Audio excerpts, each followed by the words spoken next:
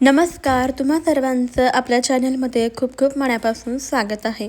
आज आपण बीटमध्ये रवा घालून अतिशय पौष्टिक अशी रेसिपी बनवणार आहोत. बऱ्याच वेळा आपल्या घरामध्ये लहान मुलेच काय मोठी माणसंसुद्धा बीट खात नाहीत. मग त्यांच्यासाठी ही खूपच भन्नाट आणि पौष्टिक सोबतच चविष्ट रेसिपी आहे. चला तर याचं काय बनवायचं आहे ते पाहण्यासाठी व्हिडिओ कुठेही स्किप करू नका, शेवटपर्यंत नक्की पहा. वेळ न घालवता लगेच रेसिपीला सुरुवात करूया. सर्वप्रथम इथे आपल्याला एक बीटरूट घ्यायचा आहे. आता या बीटची जी साल असते ना, ती साल आपल्याला काढून टाकायची आहे. संपूर्ण बीट आपण इथे व्यवस्थित असा सोलून घेतलेला आहे. आता या बीटाच्या वरचा जो भाग असतो तो आपल्याला काढून टाकायचा आहे. सोबतच मुळाच्या साईडचा भाग असतो तो सुद्धा आपल्याला कट करून घ्यायचा आहे. पहा, अशा पद्धतीने आपण याचा वरचा भाग, देठाचा भाग आणि मुळाचा भाग दोन्ही भाग काढून टाकायचे. आता इथे आपल्याला एक किसणी घ्यायची आहे आणि किसणीच्या मदतीने आपल्याला बीट व्यवस्थित असा किसून घ्यायचा आहे. पहा, अशा उभ्या आकारामध्ये आपला हा बीटचा किस तयार होतोय. संपूर्ण बीट आपण अशा पद्धतीने व्यवस्थित असे किसून घेऊया. आपण हे संपूर्ण बीट पहा इथे किसून घेतलेला आहे आणि अशा स्वरूपाचा बीटचा किस तयार झालेला आहे. आता लगेच आपल्याला एक मिक्सिंग बाउल घ्यायचा आहे. यामध्ये 1 वाटी रवा घालायचा. जाड किंवा बारीक कोणत्याही प्रकारचा रवा इथे तुम्ही वापरू शकता. किसून घेतलेलं बीट आपल्याला यामध्ये घालायचं आहे आणि बीट रव्यामध्ये व्यवस्थित असे मिक्स करून घ्यायचे आहेत. बीटमध्ये बऱ्याच प्रमाणामध्ये पाणी असतं, त्यामुळे पहा रवा यामध्ये व्यवस्थित असा भिजला जातो. संपूर्ण बीटचं किस आपण रव्यामध्ये मिक्स करून घेतला. आता यामध्ये आवडीप्रमाणे बारीक चिरलेल्या भाज्या घालायच्या, जसे की बारीक चिरलेला कांदा, हिरवी मिरची, टोमॅटो आणि भरपूर अशी कोथिंबीर घालायची. आवडीप्रमाणे तुम्ही यामध्ये वेगवेगळ्या प्रकारच्या भाज्या घालू शकता, जेणेकरून आपला पदार्थ आणखीनच पौष्टिक बनेल. भाज्या घालून आपण व्यवस्थित मिक्स करून घेतलेला आहे. आता यामध्ये ना आपल्याला घालायचं आहे ते म्हणजे ताक. जर तुमच्याकडे दही असेल ना तर तुम्ही दही वापरू शकता, किंवा दही नसेल तर ताक यामध्ये घालायचं आहे. सुरुवातीला पहा इथे मी 1 वाटी ताक घेतलेलं आहे. आता हे ताक जास्तही आंबट नसावं, मध्यम अशा स्वरूपाचं ताजं ताक घ्यायचं आहे. थोडं थोडं करत आपल्याला यामध्ये ताक घालायचे आहे आणि मिक्स करून घ्यायचे आहे.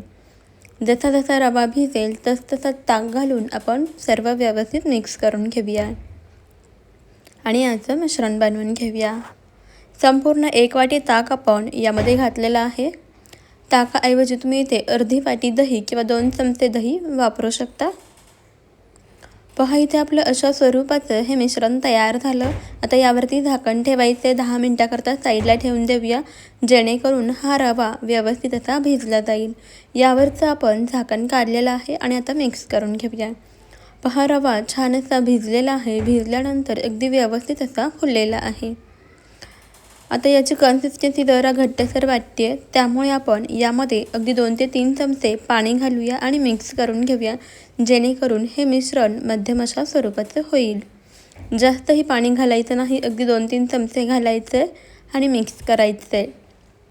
पहा, अशा स्वरूपाचं आपलं हे मिश्रण इथे तयार झालेलं आहे. बीटचं हे अगदी कलरफुल पिंकिश मिश्रण आपलं तयार झालं. आता यामध्ये चवीनुसार मीठ घालायचं आहे. मीठ घालून व्यवस्थित असे मिक्स करून घेऊया. आता सर्वात शेवटी आपल्याला यामध्ये चिमूटभर खायचा सोडा घालायचा आहे. सोडा घालून मिक्स करायचं आहे. पहा, मिश्रण आणखीनच छान असं फुललेलं आहे. इथे आपलं बीटचं मिश्रण तयार झालं. आता लगेचच गॅसवरती आपलं पॅन ठेवायचं आहे. पॅन व्यवस्थित गरम झाला की याच्या सर्व साच्यामध्ये तेल घालायचं आहे. इथे मी तेलाचा वापर करत आहे. हवं तर तुम्ही तूप किंवा बटरसुद्धा वापरू शकता.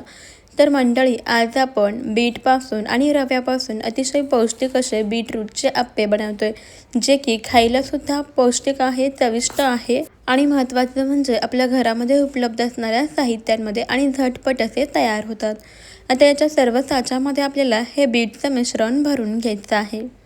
मिश्रण भरताना पहा, कडेने भरायला सुरुवात करायची आहे आणि सर्वात शेवटी हे मिश्रण आपल्याला मध्यभागी घालायचं आहे. संपूर्ण साच्यामध्ये आपण हे मिश्रण भरून घेऊ. त्यानंतर आपल्याला गॅस मध्यम ठेवायचा आहे आणि यावरती झाकण ठेवायचं. 4-5 मिनटं मध्यम ते बारीक गॅसवरती अप्पे भाजून घ्यायचे. एक 4 मिनिटानंतर यावरचं झाकण काढायचं. पहा, अप्पे अगदी मस्त टम्म असे फुगलेले आहेत. आता आपण वरच्या बाजूने थोडंसं तेल सोडून घेऊ आणि हे अप्पे पलटवून घेऊ. पहा खालच्या बाजूने आप्पे अगदी मस्त असे भाजले गेलेले आहेत. आता सर्व आप्पे आपल्याला पलटी करून घ्यायचे आहेत आणि दुसऱ्या बाजूने सुद्धा व्यवस्थित असे भाजून घ्यायचे आहेत.